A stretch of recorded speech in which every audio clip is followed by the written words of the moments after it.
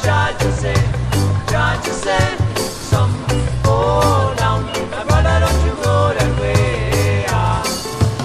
If you get it in the car, then I fit in the town, never jump over moon. Been up over Babylon, judge all up over it soon. Babylon says it down, but we are stand up tall.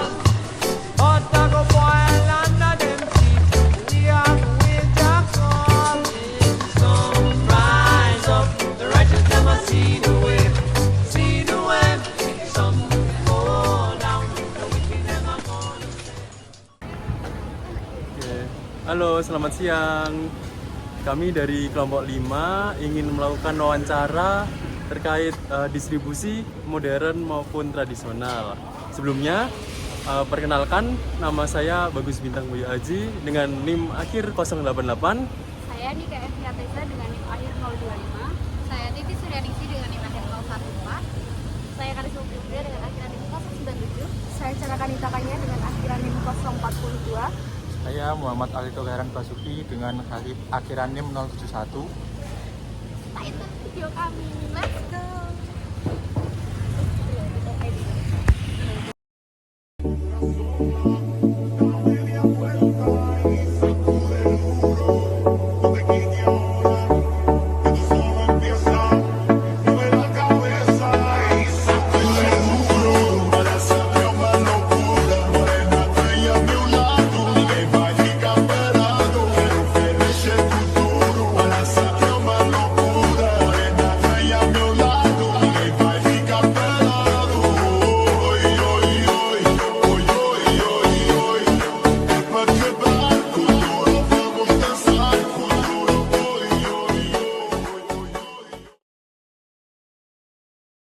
Perkenalkan, kami dari bagian wawancara distribusi modern dengan saya Titi Suryaningsi NIM 014.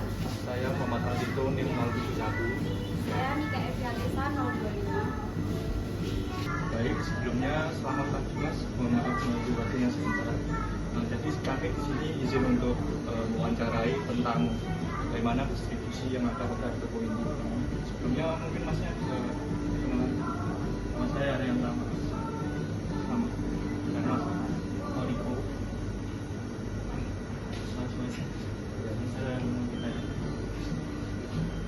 Sebelumnya kan jadi saya di sini melihat banyak mesin terpendingin ya, baik untuk mendinginkan daging maupun sayur yang ada di sini, di kulkas maupun freezer. Jadi sebelumnya saya ingin bertanya, sejak kapan toko ini menjual produk pertanian dengan sistem terpendingin? Kalau berdiri itu dari 2014. Ya. Jadi dari awal toko ini sudah Menggunakan konsep tapi bertahap. ini nggak langsung. Jadi kalau misalnya kayak kulkas itu dari toko ini bisa kulkas dari dulu. Terus dari mana produk ini, produk pertanian yang dijual di toko ini berasal Dari area tujuh. dari mana? Biasanya sekitar dari mana itu Mas? Misalnya kayak daging. Kalau daging kita potong sendiri Mas. Potong sendiri. Iya, jadi kita di kambingnya terus dipotong di daging. Terus habis itu kalau udah dipotong dimasukkan ke mesin pendingin. Iya, terus di terus ada yang di slice juga.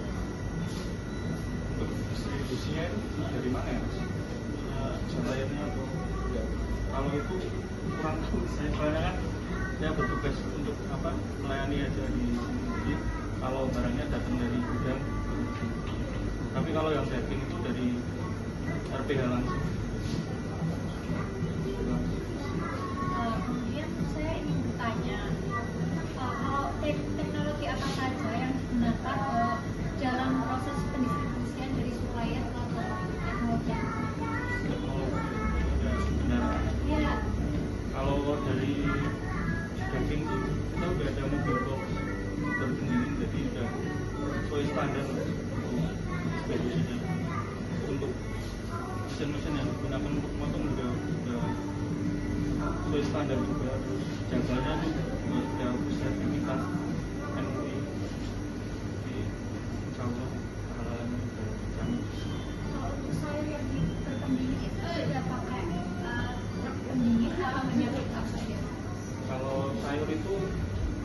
biasa. Berarti nggak ada sistem pendinginnya. Kalau saya belum. Kemudian proses pengirimannya dari tadi misal supplier atau tempat pemotongan hingga ke sini itu gimana? Kalau daging Ya.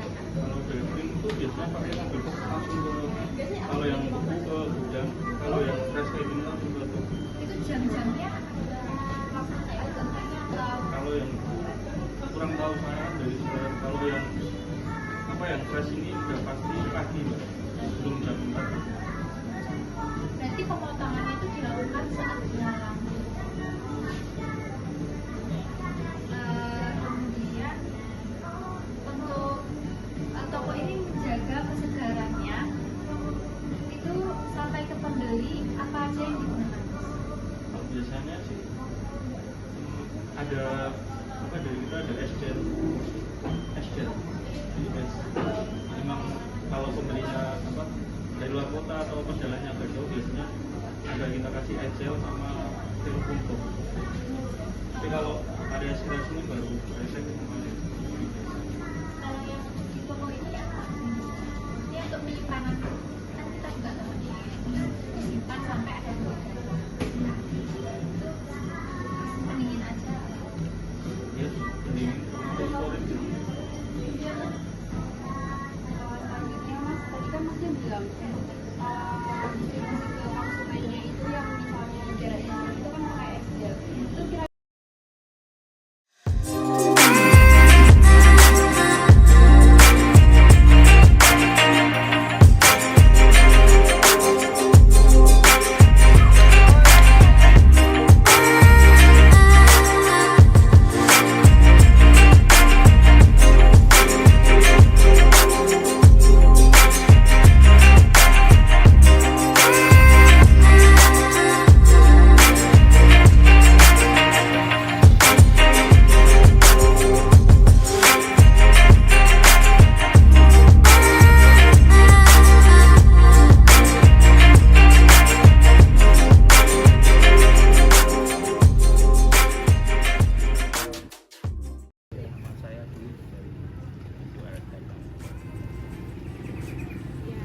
sebelumnya di sini saya akan penjual pepaya dan jamu di sekitar Pasar Gandul Catur bersama rekan-rekan saya. Makasih Pak. Selamat siang Bapak. Ya, kami perkenalkan kami dari UPN Medan. Wawancara tentang usaha Bapak. Saya Bagus Bunda Bayu. Ada teman saya. Saya Cara Kanitakannya. Saya Karisma. Yang pertama kami di sini ingin bertanya, Bapak sudah pernah ya usaha seperti ini?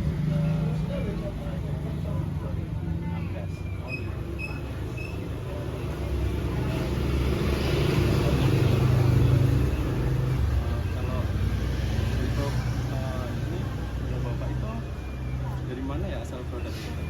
Produknya bagian dari kebun dari daerah kampungan daerah tempat saya, daerah Sleman. Oh, dari Sleman. Ada juga yang kadang juga beli dari belakang, dari pasar dari buat kambing.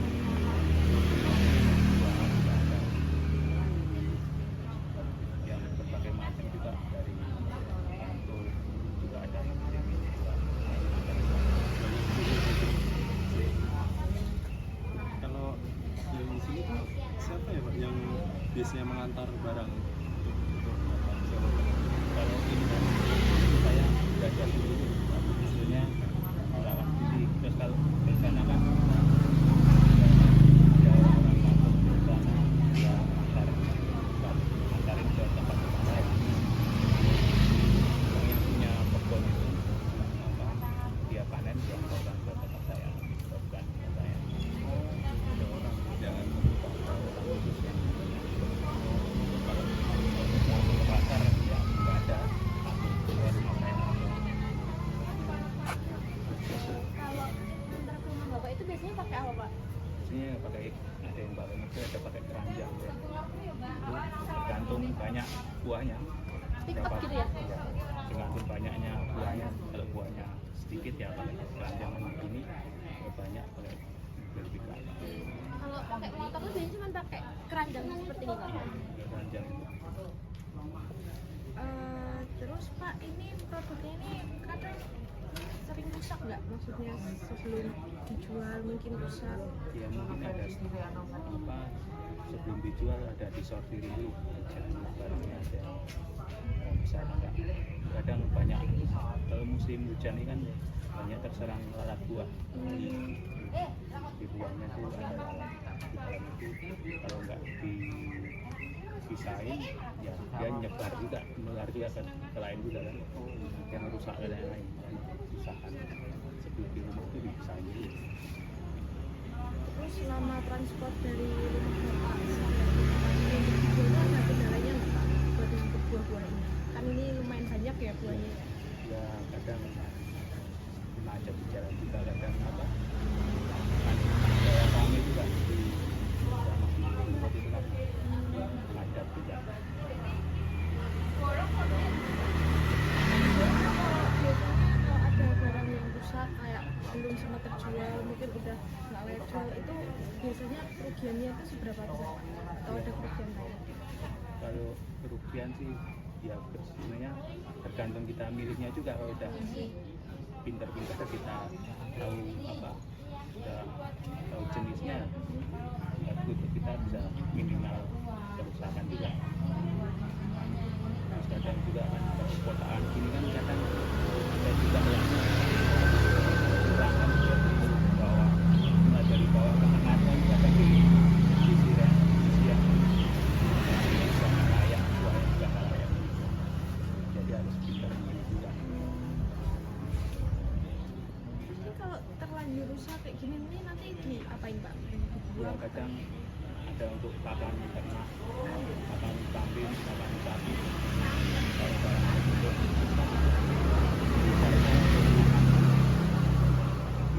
makan sapi, Jadi untuk pakan ternak. Mungkin ini pertanyaan terakhir Pak, untuk daya simpan dari buahnya ini berapa lama ya Pak? Yang jambu sama pepaya itu? kalau jambu sekitar 1 mingguan, kalau pepaya ada 3